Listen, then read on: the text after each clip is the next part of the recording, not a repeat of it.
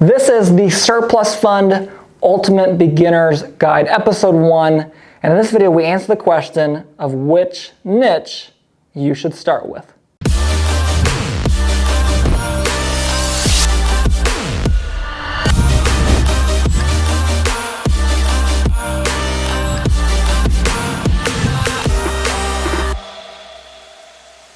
So in this video, we're going to be talking about the 4 niches in surplus funds and which one you should start at if you're a beginner in surplus funds, looking to get started, looking to get your first deal or maybe get your second or third deal. You're just really looking to cement yourself in the surplus fund overage, world. And we're going to be covering exactly what those 4 niches are, the pros and cons. And it's crazy because most people only ever learn about the first 2. And they don't even realize about the other 2, the second half of this video. So please, even if you already have a surplus fund business, make sure you stay to the end. If you can't stay to the end of this 5-10 minute video, it's really not going to set you up for success because you're going to be playing the game with half the information that everyone else has. With that being said, I think we're ready to jump in. The last thing I want to say is please make sure you subscribe and hit the notification bell because once per month, we do a free course giveaway on the channel. So you want to get notified of that, and only the first couple people that click that link will get the free course. So again, you want to get notified so you can be one of those first people to get that free course. But with that being said, let's jump into it. All right, so niche number 1 is called mortgage overages or mortgage surplus funds or mortgage funds for short. And in essence, it's essentially recovering money for people that are owed money from a foreclosure of their home via not paying their mortgage or whatever the case be. Now, there's some very significant pros and cons, and let me just say I'm a little biased towards this one. This is where we started our business. If you don't know, originally my surplus fund business that I had with David, we originally only did deals inside of California. Now we're all over the country. Now we're doing several different niches all over the country. But originally we started with mortgage funds, so it is very near and dear to my heart. But there's some very significant pros and there's some very significant cons that come with mortgage overages. Now the first biggest pro with mortgage overages is you get typically a pretty high value per deal that you close. So there's the ability to make a lot of money per deal. I've seen people make 40, 50 grand profit from a mortgage overage. And again, that's not how big the deal was. They made 40 grand profit to them and their client got like 150 grand or something like that. So there's massive, whale-sized deals out there in the mortgage overage place. And there seems to be more of those in this niche than there are in most of the other niches. And one of the other biggest pros is that you're actually genuinely helping people. And again, you're genuinely helping people in all niches of surplus funds, so please don't misconstrue my words there. But with mortgage overages specifically, you're helping people out that just lost their house to a foreclosure, helping people out that just went through this horrible traumatic experience, and many times, moving back in with their parents, having nothing, right? Their credit's all messed up, they've got no cash, and you're taking that person really you changing their life in many ways. You're giving them a fresh start. You're giving them some, a boost of income or a boost of money that hopefully they can use to restart their life. So not only can you make a lot of money per deal, but you're also genuinely helping a ton of people in a very, very intense way. Now, going off of that, some of the cons of mortgage overages is kind of the opposite of what I've just said. So even though you're genuinely helping people a lot, because they just went through this traumatic experience, many times they're very, very emotional. And because they're very emotional, especially if their foreclosure just happened, very recently, maybe a few weeks ago or a month or 2 ago, they can a lot of times be very hard to get them to trust you. You got to put yourself in their shoes, right? They've been hit up over and over and over again by wholesalers, by fix and flippers, by realtors, by mortgage people, by all these different people have been hitting them up, asking them for, let's do this, let's do that, let's do this. And then here you come after they've gone through this horrible experience, getting tried to, sold by a million different people. And here you are saying, hey, you're owed some money. So it sometimes can be a tough sell. And you really have to be good at dealing with people's emotions, hearing people's backstories. And biggest thing we talk about in Surplus Fund Mastery about this is genuinely caring about people. This is a business in all the niches. You have to genuinely care about the person and really want to help them, not just be in it for yourself in order to be successful in this business. So that's kind of the biggest con, but there are some other ones as well. Another thing with mortgage overages is data. So kind of goes back to one of my previous videos where I talked about infrastructure and the way that surplus funds is compared to wholesaling. If you haven't seen that video, check it out. But the thing about surplus funds and mortgage overages specifically is there's not a ton of infrastructure built yet for getting data. So for example, the way that you would get leads in California is going to be wildly different than the way that you would get leads in New York, right?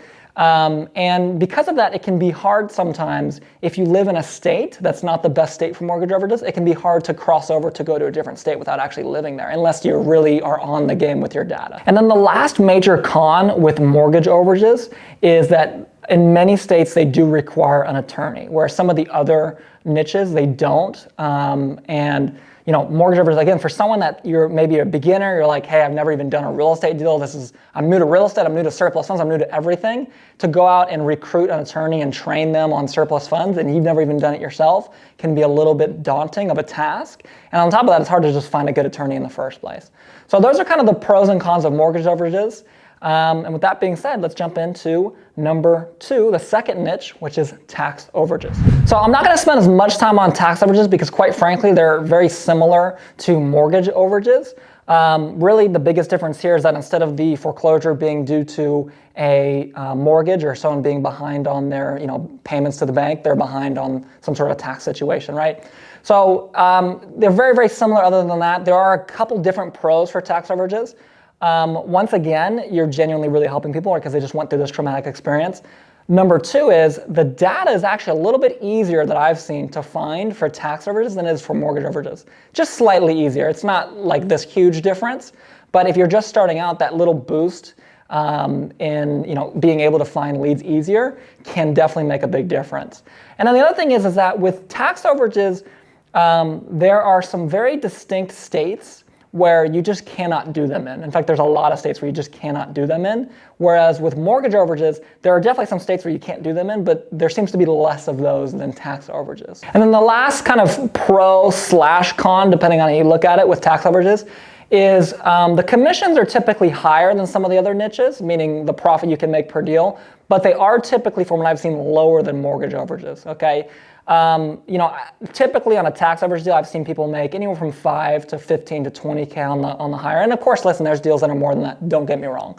But I've seen mortgage deals close where someone will make 50, 60 grand profit. And I've seen that several times. So again, listen, most mortgage overage deals are not 50, 60 grand. Most tax overage deals are probably not 30 grand, but there's definitely some out there, and there's definitely some mortgage overages that are 50, 60 grand. So hopefully that makes sense.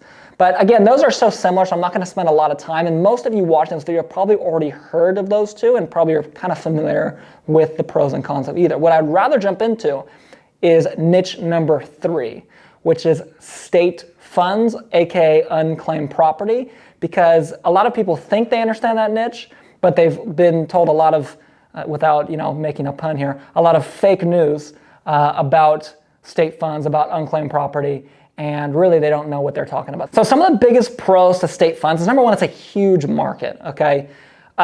With state funds, there's articles putting that at minimum, there's at least $50 billion, with a B, $50 billion in state funds to be recovered. And it goes all the way up to $100 billion. So somewhere between $50 and $100 billion is available for you to recover for people, which means there's a lot of opportunity. There's literally another stat I read is 1 in 10 Americans is owed money from a state.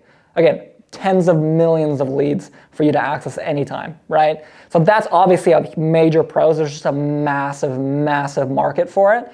Much significantly bigger than tax overages or mortgage overages, okay? Now, another thing that makes it really great for beginners is how simple the process is in most states. Now, some states are difficult, of course, but a lot of states are really, really simple. You just send in the paperwork, they send you a check for your percentage, they send your claimant, your claimant a check, and that's it. I mean, it really is that simple. Typically with mortgage overages or tax overages, and specifically mortgages, much more so, you gotta go through an attorney, it becomes this big process and going back and forth, and it's a big, long process.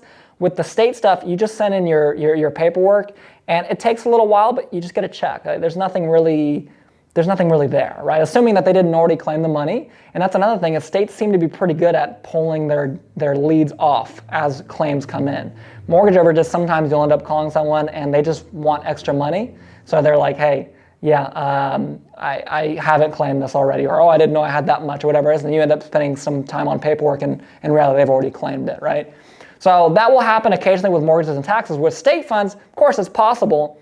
But what is much more probable is that the lead will actually get pulled off of the list before you even see it. And then the last biggest pro to state funds is that it almost never requires an attorney. And I kind of already hinted at this, that the processing is so easy, but this makes a big difference, especially if you're a beginner, because having to find an attorney, even if you have someone that's giving you an attorney, can you really trust them? How well do you know that attorney? How well do you trust your friend? Because listen, I've had people recommend me attorneys that I look at as great friends of mine, best friends of mine, that the attorney ends up being awful. And it's nothing that they did, it's just, listen, sometimes attorneys, and this is not just attorneys, this is everybody, but sometimes people do a good job of selling themselves and they're not really who they say they are. They're not really capable of doing this, right? So that's kind of one of the biggest pros to state funds as well, is just not having to really work with attorneys.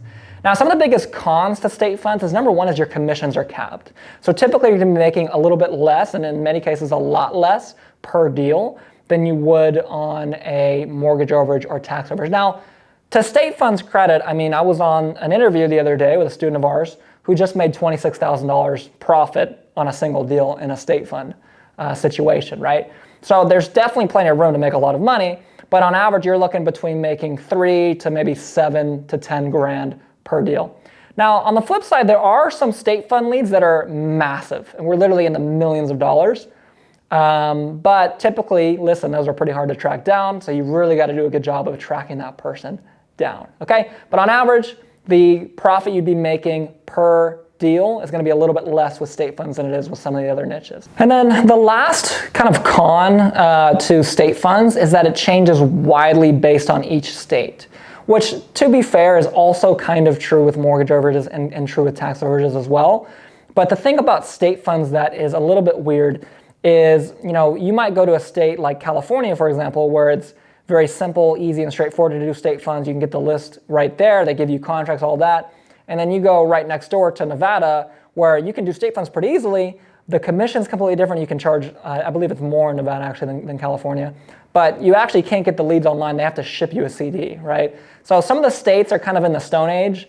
Their websites are not the best sometimes.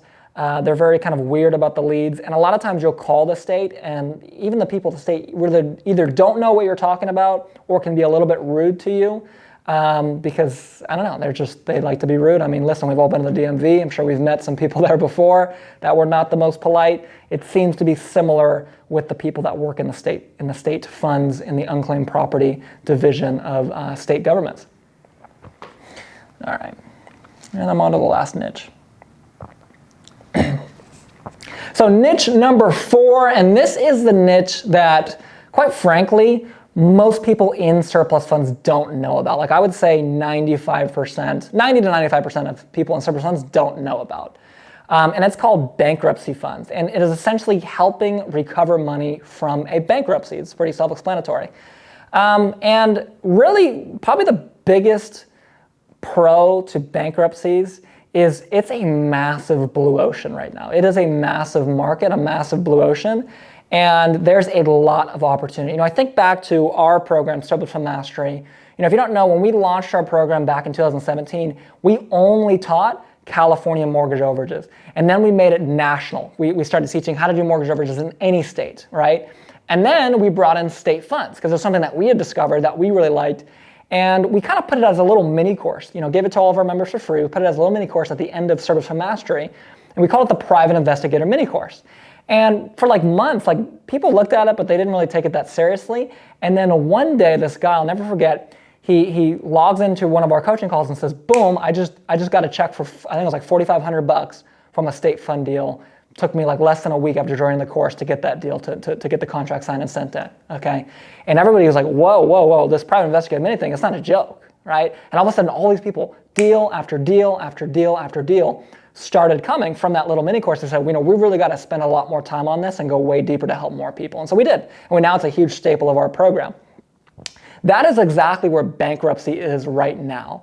You know, there's almost nobody teaching bankruptcies, and I honestly think we're probably the only people. And quite frankly, it's just like a little mini course at the end of Surplus Fund Mastery right now that people will go in, and we've had a couple successes from it yet, but it hasn't really caught on yet to where people see, holy crap, there's a massive opportunity here. And once that happens, this blue ocean element of bankruptcy is really going to go away. But in the meantime, it is a massive, massive blue ocean, and it's probably, in my opinion, the most untapped market with surplus funds right now out of all the 4 niches. And then the last kind of con to bankruptcy is because it's a blue ocean, there's really not that many templates to do it successfully. Again, there's us, there's kind of what we're teaching, kind of the basics of it. That's pretty much it. I mean, I don't really know of anyone else that's really running anything substantial, that's really helping anyone substantially that's doing this. And quite frankly, I mean, I personally haven't seen it. So that's why bankruptcy is a massive blue ocean. But with that, you kind of have to, figure some things out. You have to be willing to learn some things on your own as you go, taking what we teach in our little mini course in Surplus Fund Mastery, and kind of going on your own and learning some things along the way. But at the same time, taking over a big portion of the market for yourself. With that being said, that is it for this video. Now listen, this was episode number 1 of the Ultimate Surplus Fund Beginner Guide. In this video, obviously, we covered the question of what niche should I choose. Now, I want to give you guys some homework. Okay, episode number 2 will be coming out on Thursday, 2 days from today, and on that video, we'll be covering what state you should start in. But in order to be able to choose a state, you have to choose a niche. The niche has to come first. So over the next couple days, maybe rewatch this video. Hopefully you took some notes, right? Choose a niche that you want after watching this video. And then on Thursday, when the next video comes out, then we'll choose a state together once you have your niche, okay? So that's your homework. Again, guys, remember to like this video. Remember to subscribe and hit the notification bell if you want to be potentially a winner of that free course when it drops. You got to get notified for that. And with that being said, again, thank you for watching. Make sure you guys leave a comment, and I'll see you guys on the next one.